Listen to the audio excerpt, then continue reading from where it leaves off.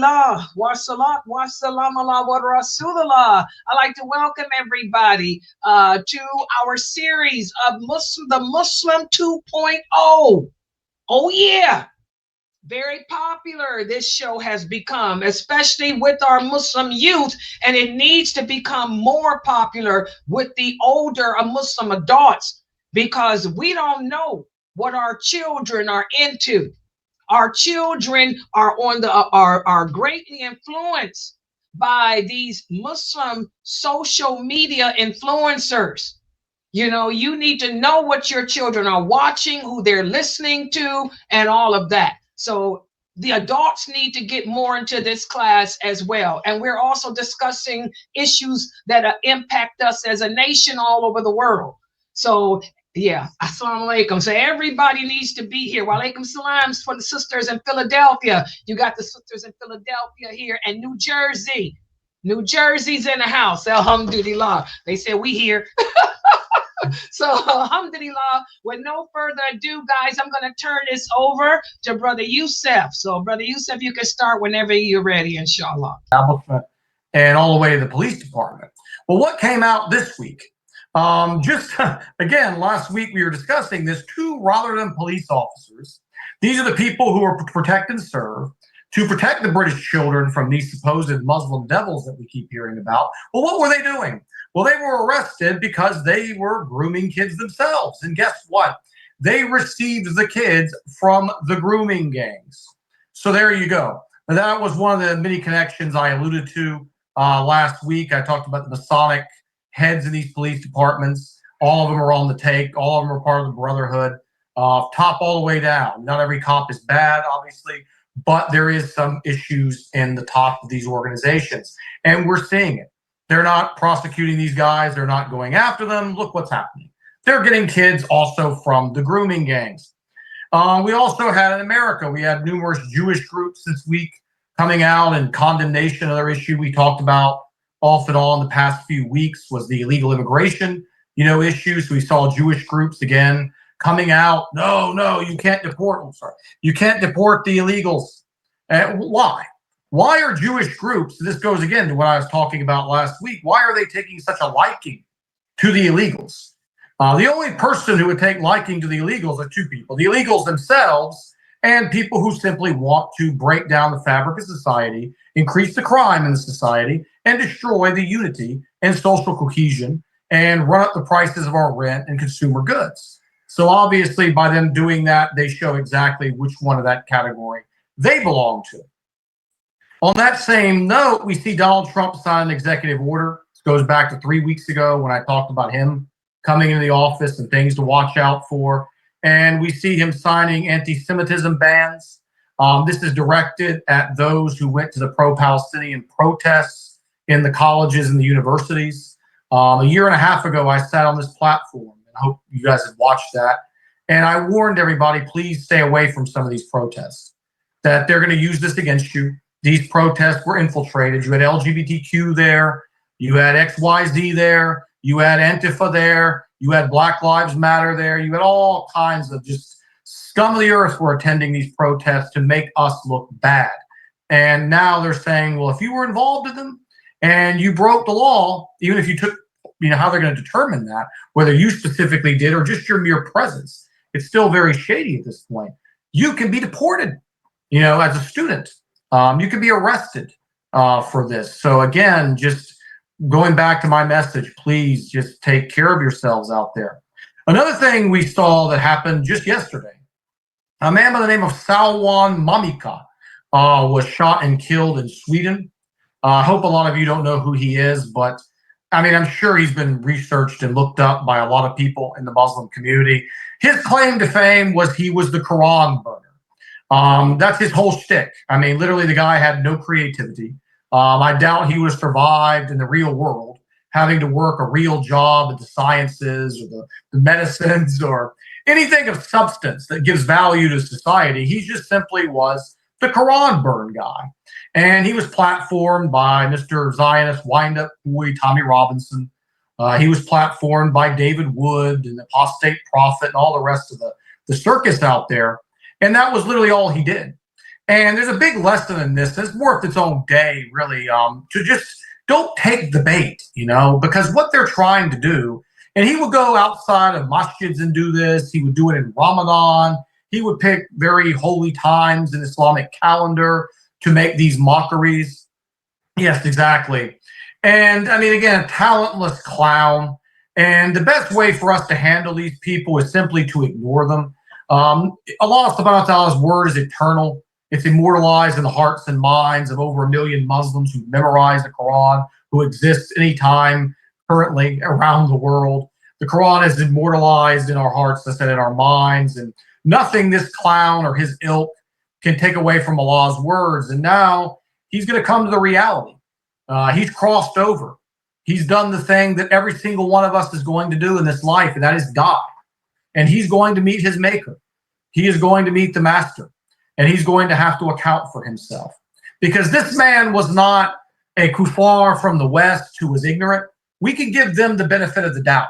If you're a person who lives in rural Alabama and all you've ever heard about Islam is from Sam Shimon or David Wood or George W. Bush or somebody else, I mean, you can understand this guy having a negative view of us.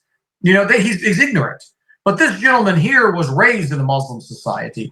He knew, and he chose to reject because of his desire to follow his own vices and desires and live his life in sin.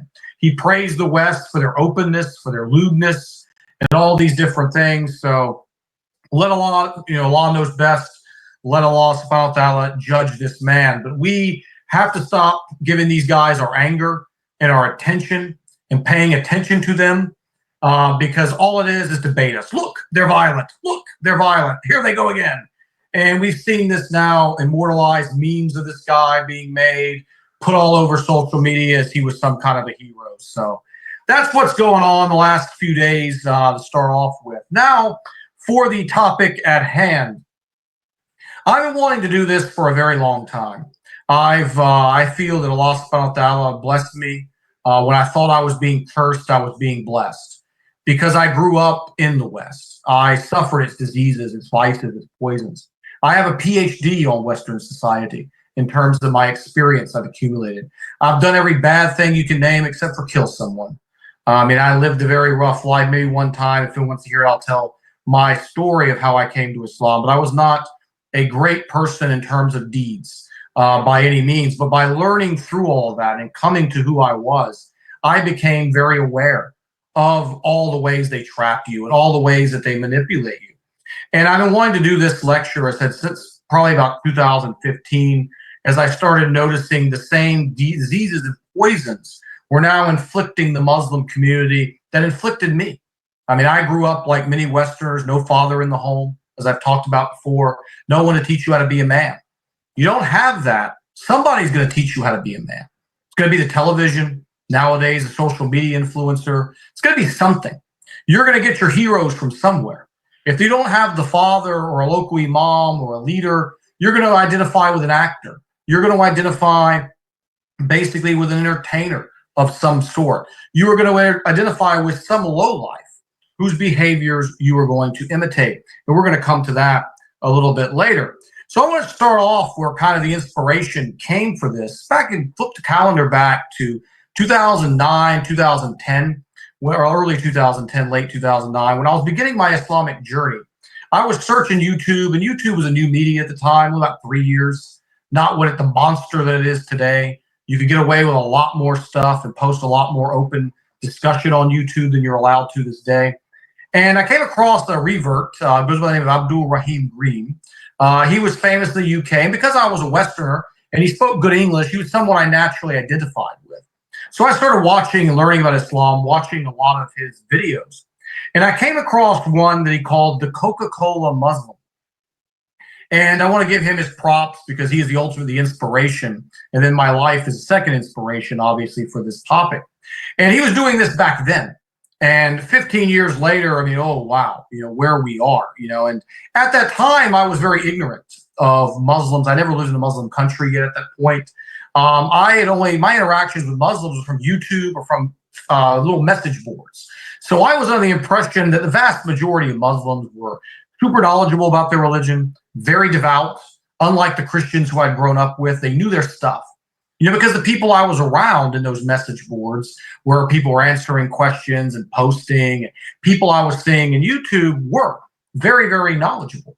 So I was a little bit ignorant, in the time of what was inflicting the society. But this man had been a Muslim at that point for over 10 years, and he was seeing it. And again, where we're going to be going, how it's much, much more now, I think, than even he could have imagined at that time. So as I was going through and I was listening to all this, I was hearing his descriptions of what exactly a Coca-Cola, as Brother Abdul Rahim Green, what a Coca-Cola Muslim was. And it was exactly what modern Christians was. And he asked one main question for the lecture here. He said, is Islam coming to the West? Because we always hear this all the time, that Islam is coming into the West. It's answering the problems of the West.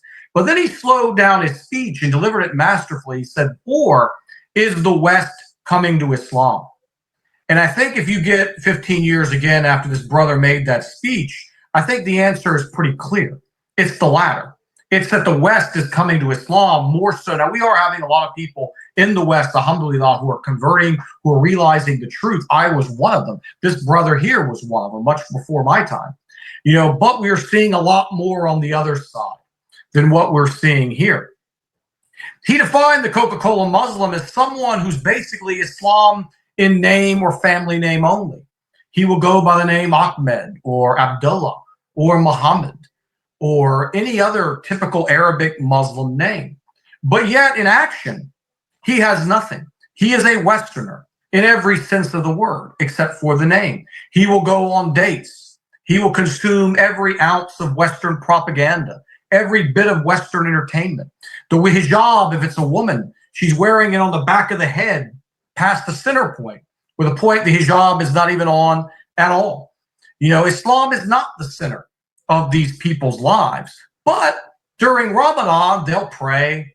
Maybe they grow a beard. Maybe they'll do the little practices. They'll pray the Salah the 5 times during that month, and then right back to business right after the year. It was very, very powerful, and resonated with me, as we're going to get to, because this is exactly what you can look at and see with the Christians. You go to America, and when I was over there in the Middle East, living all throughout the Gulf and working, people would always ask me, well, America, you're a Christian country. And I said, can you define what a Christian country is? Is it a Christian country because the majority of demographics, if you ask them a question, are they Christian? Is that how you would define it?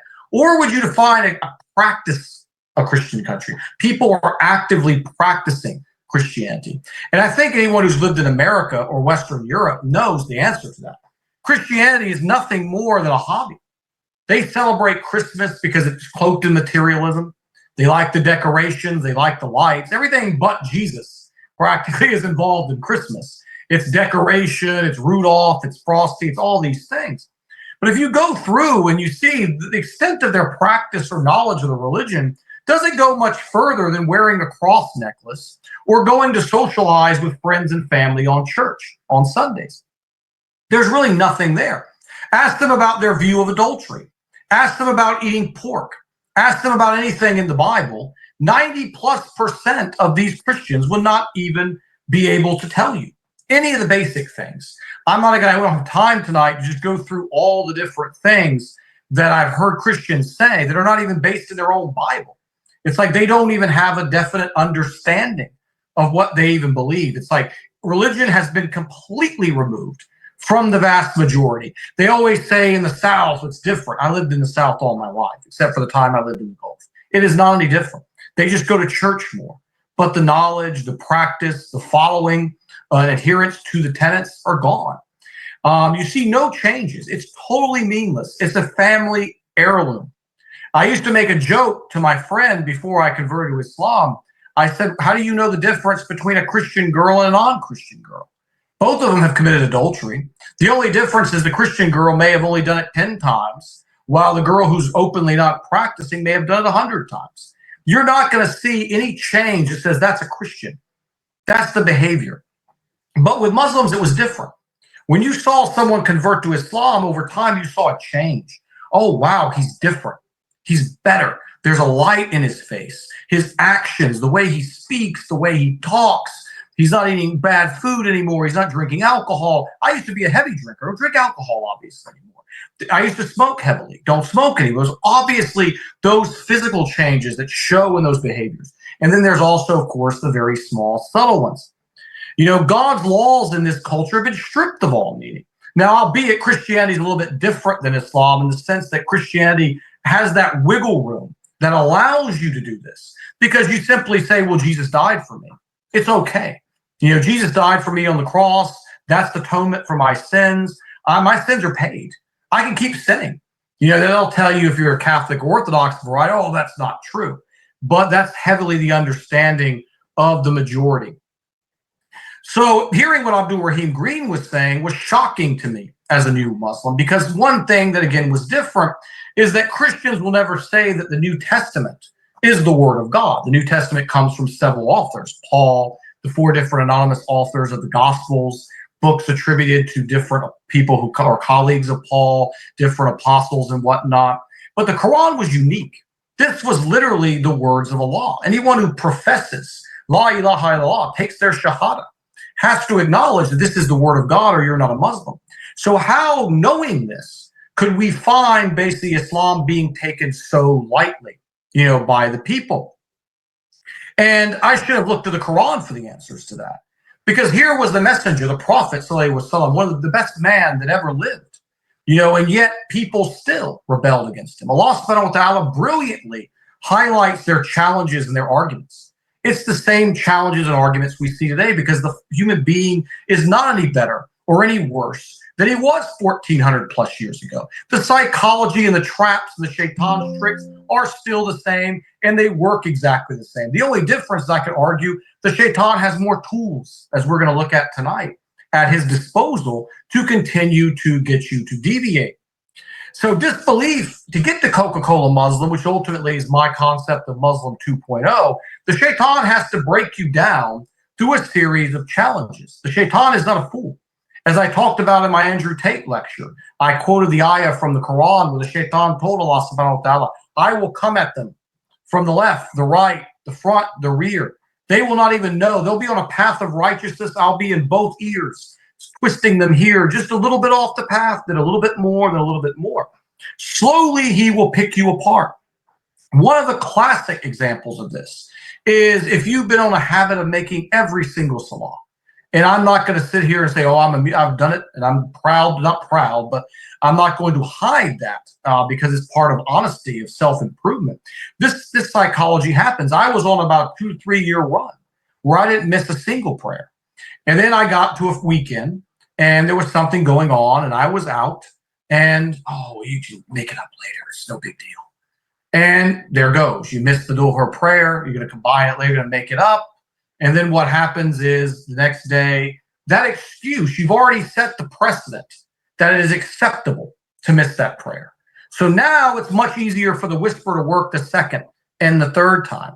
And what I noticed was that in 2 to 3 months, after missing just this one salah, I wasn't praying at all. I completely abandoned the salah. And it wasn't because I wasn't a believer. It was because I had gotten so accustomed and lazy in my beliefs that this is not really that big of a deal. And I caught myself, alhamdulillah, and brought myself, back, to it. That starts it off. Then it comes on to, why not have a drink? It's just a drink. You're not harming anybody. How is it a sin? I heard so many people in the Gulf tell me this. Well, when I drink, I don't feel I'm committing a sin. It's not. I'm not harming anyone. I didn't kill anyone. I didn't rape anybody. I didn't steal from anybody. I'm just putting alcohol in my body and I'm having a good time. And there you go. And then you get a permanent drinker comes over. I love this girl. Why can't we be together? We'll marry eventually. So why not be alone together? Why not do this? And just one by one, you start seeing the deen just collapses. The adherence to the deen collapses. We get even further than that. You'll notice this is one of the signs that the person is really broken down. When they are asked or corrected about their behavior, one of the first things they will say, me and my nephew's watching me, you'll remember this. We joke about this all the time because I'll give them quotes and I'll say this because this is their line. Only God can judge me. Ever heard someone tell you that one? Why aren't you praying? Only God can judge me. Why are you drinking? Only God can judge me. Why are you committing adultery? Only God can judge me. And then they'll also go even farther and they'll point to people's behaviors that are worse than theirs. Well, oh, I'm only drinking. That guy killed somebody.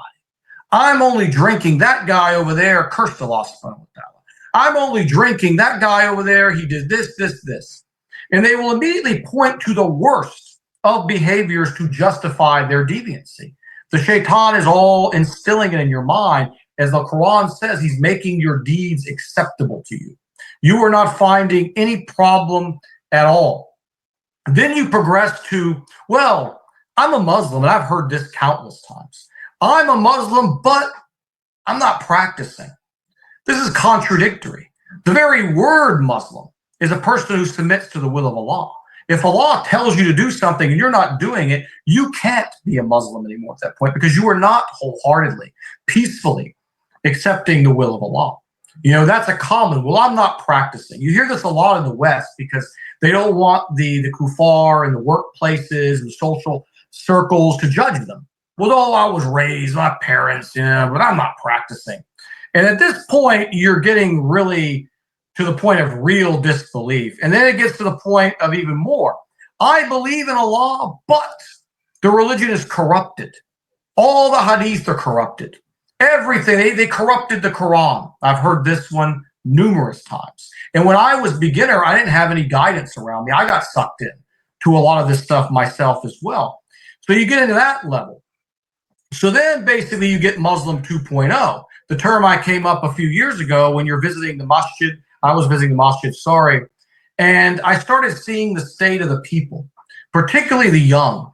You know, one young guy I'll never forget, he came into the masjid, he was wearing a shirt that on the back of the shirt, it said, "Pimping ain't easy."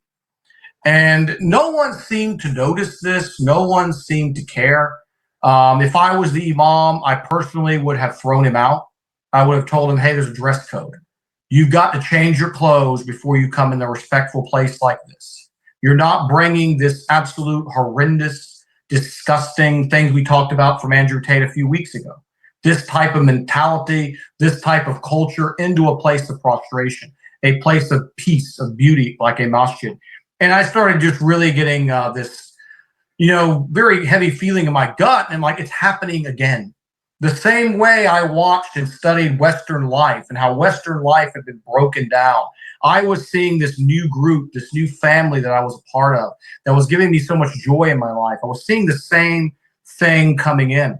You see pictures from Europe and particularly Muslim youth are doing all these different gang signs, emulating rappers and rap culture. We're going to talk about that off and on the next few weeks as well as later today as well.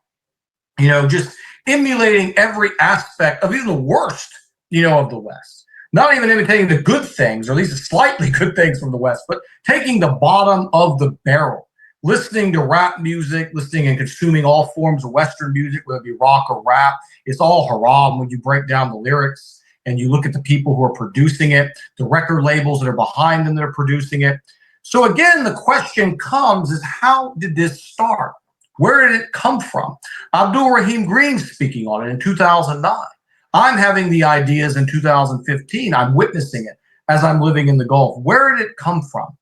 Well, I'm going to introduce you to one of the many of these sinister organizations that works, globalist, if you will, known as the RAND Corporation. The RAND Corporation is a nonpartisan research organization.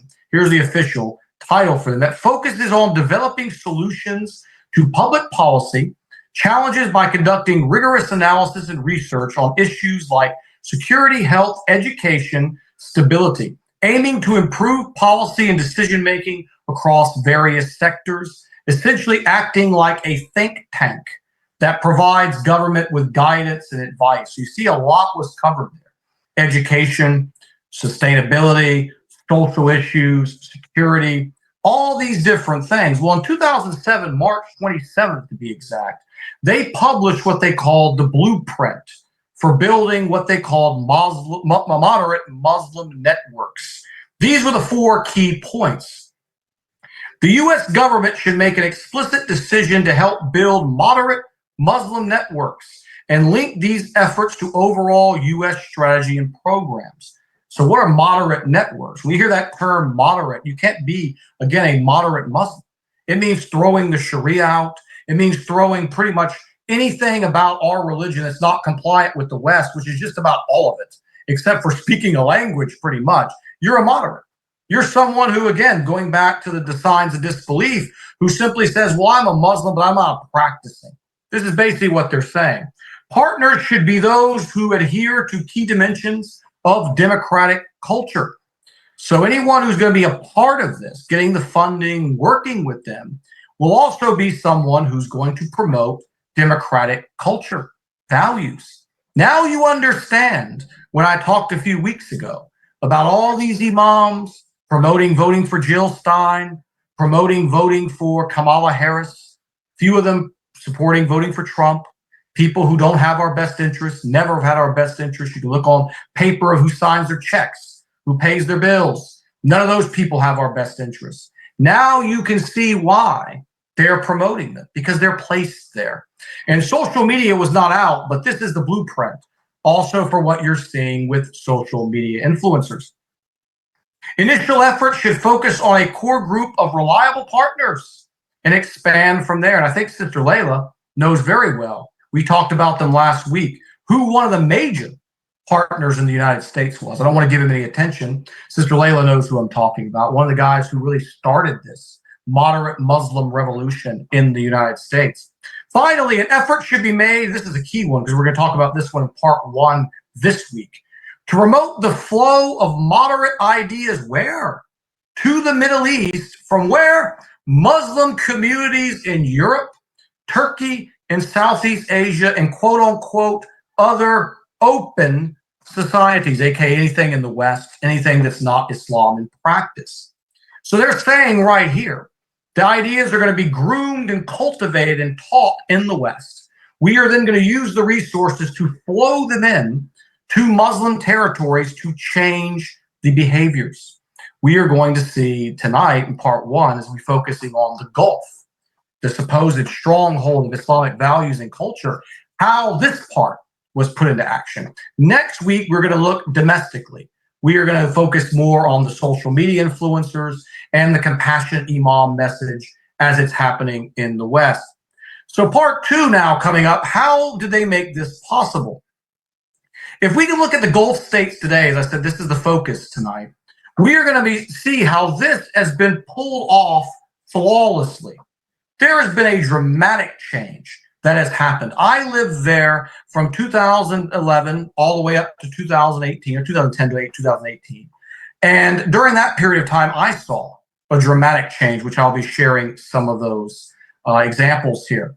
What was once the home of Islamic excellence, the nation that houses our 2 holiest sites, our Prophet ﷺ is buried there.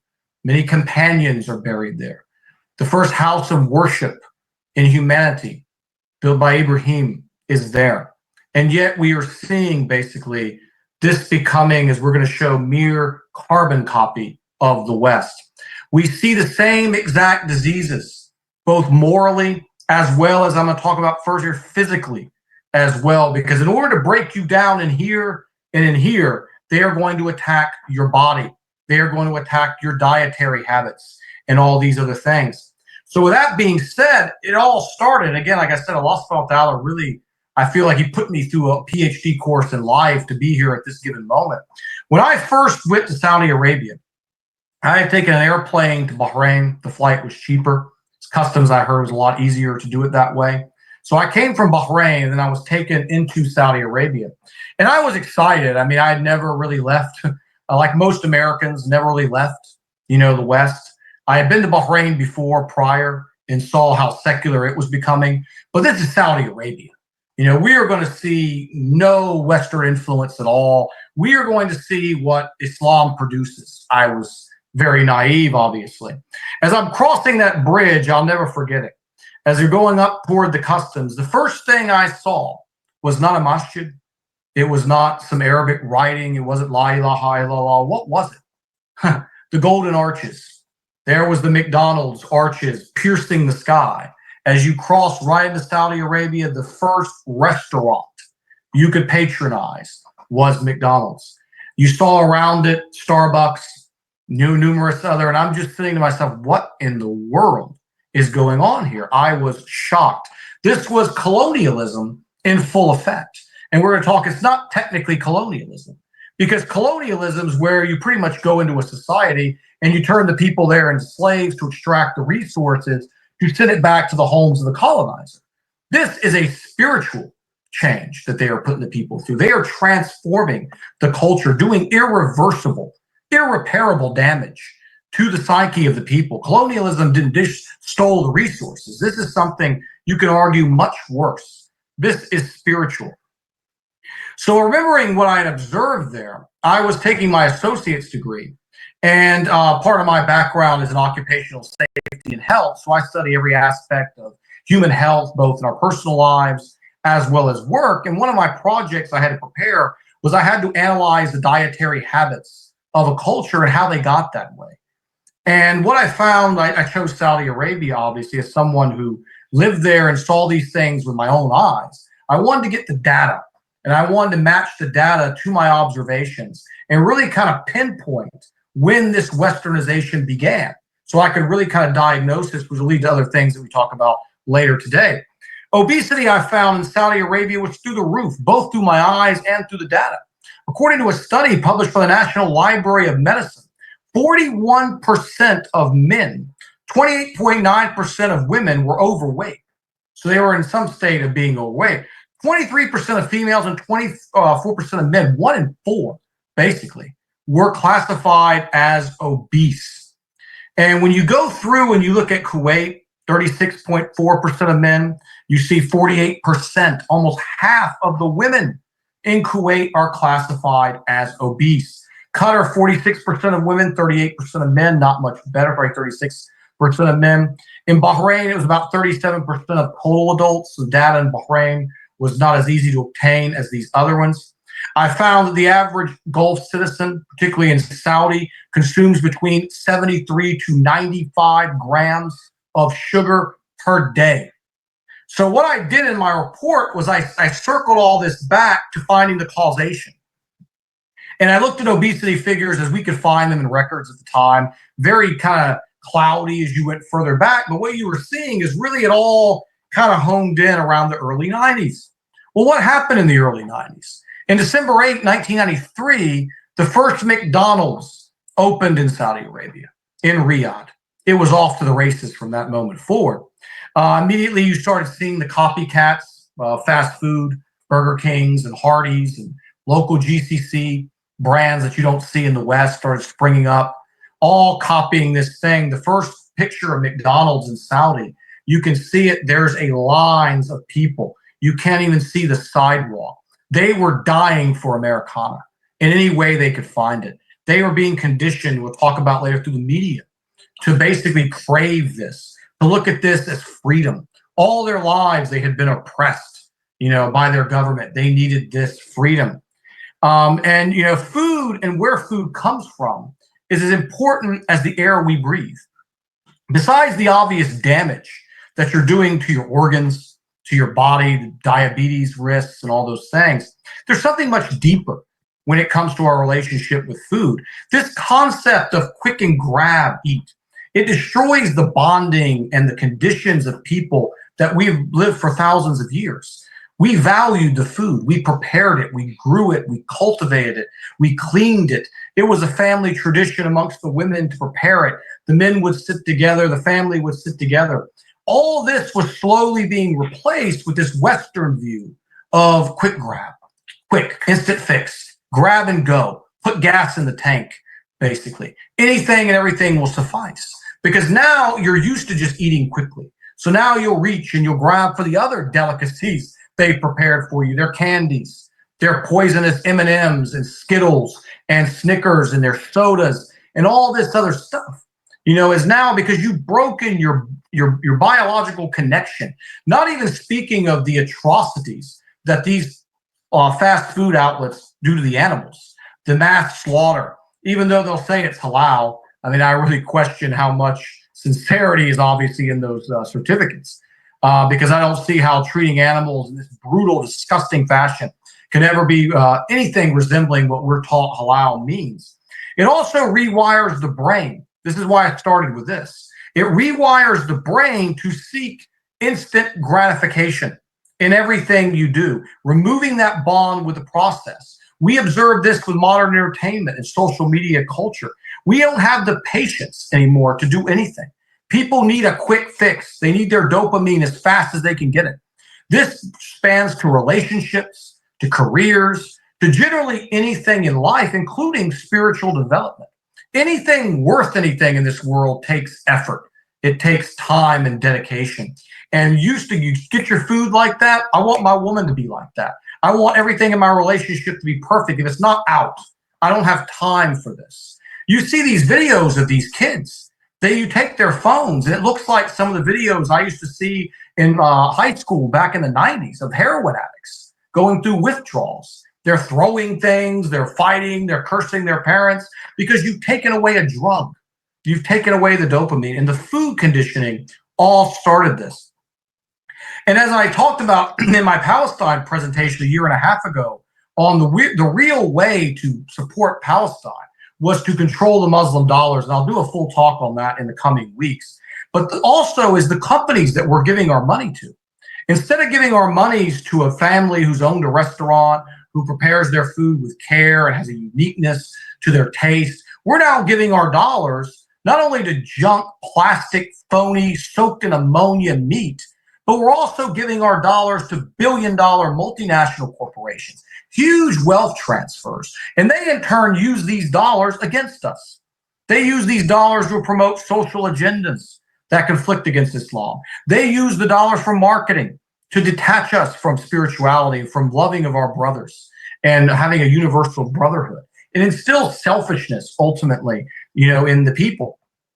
When you break someone's health down, you are making a person ripe, for Muslim 2.0. You're psychologically damaged.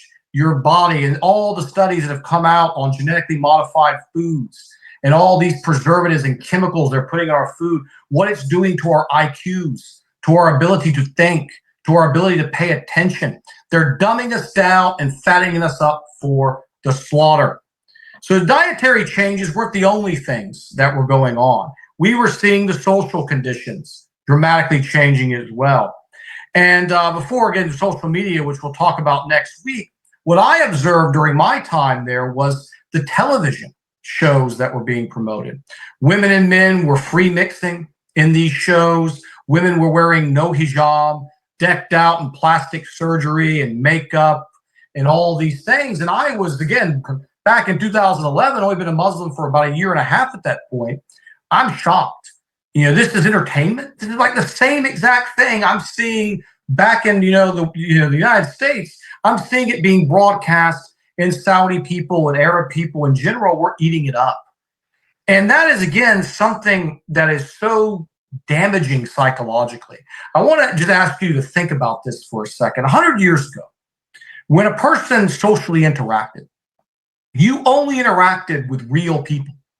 You met your fathers, obviously, your uncles, your cousins, your mothers, your sisters, if you're the female, if you met your female cousins, you met your coworkers, people that lived in the village. Your entire idea of behavior came from the surrounding people around you. So if your father was a devout Muslim, your uncle was a devout Muslim, you typically had a very strong shot of being one as well. You would identify, it's human nature for us to mimic and copy the behaviors that we see around us. And this is a very strong thing. It's why you didn't have a concept of generation gap before the Zionist media took over in the 1950s and 60s. There was no generation gap. Why is there a generation gap? Because now each generation is being conditioned to mimic and copy the behaviors of phony, fake people that they see on television. The girls now, they want to look like her. They want to act like her. I was even told when I was in high school, you remind me of this guy in a movie. Like, I'm real. The guy in the movie isn't real. Or how real really are we? When we're seeing their images broadcast to us from the time we are a baby all the way until we are now to full adulthood. How much has that behavior impacted us? How much is that behavior leading us away from our deen? And the consequences of this that you saw, especially with the Gulf women who I saw initially, was just dramatic. You know, you were seeing, again, they were getting the surgery, trying to look like these women. If you go and you look at Dubai now, you'll see all the women have that face. They call it the Dubai face at this point. It's a plastic face, more plastic than human. They don't even look real. They have no facial expression. It's always locked because of the Botox and the amount of junk they've done to their face. You know, and this is considered to be beautiful because they are mimicking Kim Kardashian, or they're mimicking some other trash that they've seen in the films. One of the key things for the ladies they use over there are the singers, you know, particularly. You know, these Arab singers, a lot of them come from Lebanon. Some of them come from Egypt, but the vast majority are Lebanese women. A lot of these are Lebanese Christian women. And they are performing half, you know, just the same as the women in the West, not even to describe their lack of clothing or their clothing, and involved in scandalous dancing. And this, again, from a young girl saying this, I want to be like her. She's got the money. People love her. Look at that crowd cheering her. You know, mom over there is just cooking the meal. You know, mom can't compare. Dad can't compare to Cristiano Ronaldo or this other low-level athlete or actor that they're presenting. And they always love to show you how much money these people have. This started back in the 1980s in America with a show called Lifestyles of the Rich and Famous. This was one of the worst things that ever happened to marriages in America, because now the wife was looking at their husband as a loser. You don't have as much money as that guy. Why am I married to this failure? Look at him. And you could just start to see, this goes on and on and on, of the destruction that this television and media has had, you know, on people. Religion becomes known as old-fashioned. It's like, it's not modern, it's not hip. Islam's not going to put you on that stage with all those screaming admirers. Islam's not going to give you that Rolex watch. All about the dunya. Nothing involving the family, nothing about being a good servant of Allah, nothing about doing for charity, making people smile. Success is measured by what brands you wear and what you buy and what you have. And this materialism drives a wedge in the fabric of society. You can just look at the West and how alienated most Americans don't have any relation with their family. I grew up like this. My family's mostly outside of my mother. My sister is disconnected completely. They're all on their vacations. They're exploring their vain desires. There's no sense I couldn't turn to them for help if I needed it, God forbid. I mean, it's just become like that. And the Arab cultures, particularly the Muslim cultures, always have this strong family.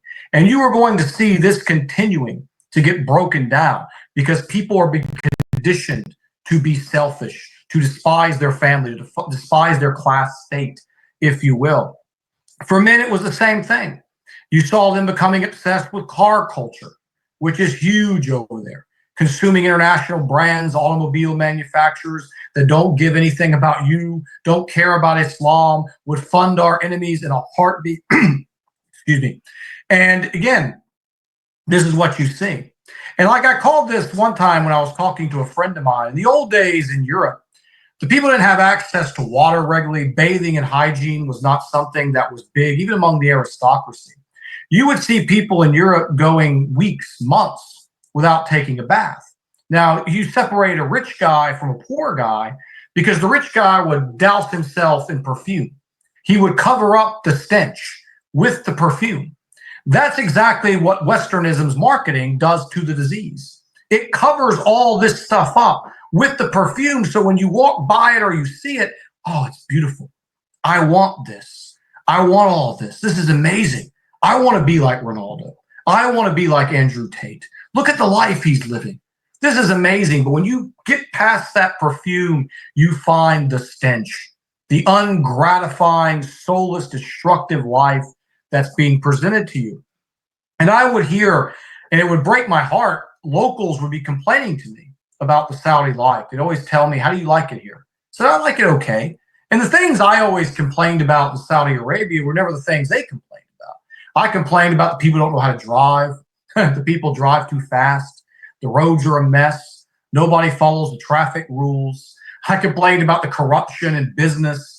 You know, but when they would complain about Saudi Arabia, what they were telling, this is not all, there's a lot of good Saudi brothers out there, particularly the older generation who are against all this. But this is the young people that are coming up that have been induced from the time they were young, or seduced, even a better term, into this line of thinking. They would always say things that were very telltale. We don't have any nightclubs here. We don't have any music or concerts. No open, you can't take a girl out. They would complain about movie theaters. All destructive haram activities which provide nothing of spiritual or social benefit to the people at all. These were the things they were craving. Why do you want a nightclub? To hang out with a bunch of guys? Or are you going there to meet a woman for the purpose of zina? I mean, I never heard them directly complain about alcohol. They didn't take it that far, but again, they craved the movie theaters. They wanted to part with their $15.95 or whatever they would charge at that time for a film to brainwash you, to give you false image and give you a fantasy, because you can't stand to face the reality of your life anymore. Like the West, you've been so sucked into entertainment. Life is too cold. It's something you don't even want to feel. You don't even want to touch. You just want to be immune, from it. America always to them was held as a pinnacle of freedom. It's a society that is so oversaturated with filth. And again, a constant need of entertainment has led to television shows in this country being created. I saw this the other day. I was shocked, but at the same time, I wasn't. It was a show where two men stand in front of each other and they slap each other in the face. And the goal is to make the person fall down after you slapped him. And I didn't watch it, obviously. It was on a commercial thing or whatever. And I just remember going, you got to be kidding me. This has got to be the lowest of the low. What an evolved, we keep hearing how evolved and progressive the West is. You're so progressive that you have television shows with men slapping each other in the face as hard as they can for your entertainment. Is your life that bad? Is facing reality that bad that this is a distraction that you run to? And again, this was personified in the case of a young Saudi girl. I will not name her name. I do not want to bring her any attention, but a lot of people are probably pretty familiar with her. She left her family. This was a huge story a few years ago. She ran away from her family, snuck away across the Bahrain border, took a flight. She flew somewhere to Southeast Asia, I believe, and then went to Canada. She ultimately ended up in Canada, and this was a huge international event. She was painted as a hero. The Saudi girls in Islam is so oppressive. This girl was forced to wear a niqab and a abaya. She didn't have a life, and how horrible is that? Well, where's her life now? And they continue to give us update after update of this woman. Well, she's a single mom, unmarried, Zina, single mom, covered in tattoos, and is an OnlyFans pornographer. So here's the liberation. Here's where that perfume they put on the stench we talked about earlier. Being a mother, a wife, a good sister, someone who's important and valued in the home in her Saudi society was oppressive. But being a single mom from a loser father, whether she loved him or not, probably didn't, probably both ways, 6'2" to tango. Being a pornographer, covered in tattoos, as Sister Layla was speaking on before we opened tonight, altering the creation of Allah. This again is liberation and beauty, totally just disgusting. Another barrier that Saudi society removed was they used to have what was known, we called them the mutawa, or also known as the haya. These gentlemen would police the streets basically, and their ultimate job was to ensure civil behavior and moral behavior in the public. Now, granted, I did not prefer the methods. I dealt with some of these gentlemen on a couple of occasions. I didn't approve of the way they did it. The intent was fine, but they were very abrasive. They weren't very good ambassadors, to the deen, but they kept the problems under control. They would stop and approach women. I remember one time there was a woman in the mall, and I was sitting there talking to the guy I was with, and we were shocked that she was dressed like that in a Muslim country in public. I mean, hijab was off the head. I mean, she looked like an OnlyFans model, needless to say. She was not someone you want to herald as an ideal sister by any means. And they had approached her, and, again, this is a very good teaching opportunity to teach this sister about the value of a woman, the value of modesty and respect. But I saw them, they yelled at her, they were very abrasive. So when you're abrasive like that, what it typically does is, yes, she'll put the hijab on and she'll cover herself modestly. Then when they leave, it's going to come right back off. It's right back to the same previous behaviors again. So again, the way they did it was not the way that I would, condone. The other thing they would do was if they saw young men gathering, massive amounts of teenagers and young men entering in an area where there would be mothers and daughters and families, they wouldn't let those young men go in. And they kept that separation so those ladies could go to the market in peace and not be bothered by these young men who had no business being in a lot of the areas they were trying to go in. They were going in the areas trying to get to these women for the purpose of haram activities. And I remember in 2017, my last full year there, as they were being phased out. The 2030 agenda, the westernization of the kingdom was starting, and there was no room for this Islamic behavior anymore, which is as old as Umar. I'll be pleased with him. He would police the markets, and he would walk and make sure that people were on their best behavior. So this is very Islamic, what they were doing. It's just I would have liked to, as I said, seen a little bit better methods. But they had removed these guys pretty much completely. And what I saw one night, we were walking to a grocery store. There was a crowd of young men hanging out outside the grocery store. And I'm like, what are they doing? This is a grocery store. It's not like some major place to be, all these young men. And they were throwing little pieces of paper at the women that were coming out and like taking, oh, you got her, I got her. And all these sisters are wearing niqab. These sisters were dressed modestly. These were not sisters who were asking for negative attention by any means. And they were just tossing their numbers to them and seeing if the girls would actually, the ladies would pick up. And I looked at my friend, I said, it's over. So the poison's in the body. It's just a matter of time now before it consumes everything. You already have the entertainment. It's already there. You're watching it. You're consuming it. You got the phone. You're consuming it there. You got the bad dieting I talked about before. You're consuming it there. Now you've removed the handcuffs. Now it's a free-for-all now. And this is exactly what they wanted. Now let's look at stats from 2022. 37% of people married in Saudi Arabia are divorced at one point in time. This was unheard of a few decades ago.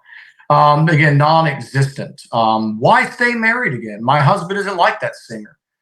He's not rich like my manager. He's not good looking like this guy here or that guy here. He's not like Andrew Tate, or other heroes.